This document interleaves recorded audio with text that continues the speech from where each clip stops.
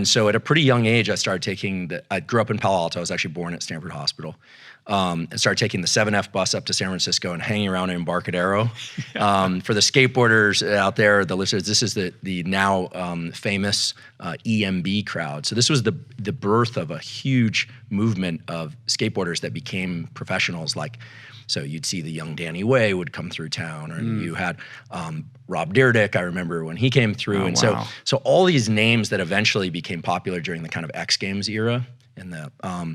But at that time it was really underground. And so it was this pack of maybe 100 guys, and it was run like a little city, and it was chaos. It was like there was fights, and there was drinking, and there was lawlessness. There was also a lot of amazing skateboarding. Yeah. And there were a lot of amazing people. And there were some older guys, like one in particular, a very famous skateboarder is this kid, Mike Carroll. His older brother was kind of like the older brother to everybody, kind of kept us all in check. So it had its own unique organization. And it's actually interesting because the same thing was happening at that time in Washington Square Park in New York and at Love Park in Philadelphia. There were all these like communities of kids that were basically parentless.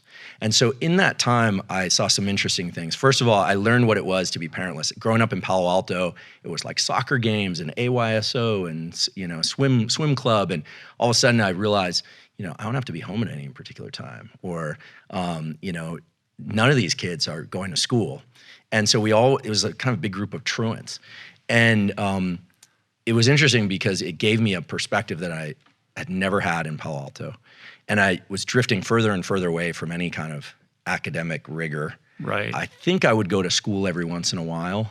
What's mom doing? Does she have any idea that you're going up to the city every day? So she was totally checked out.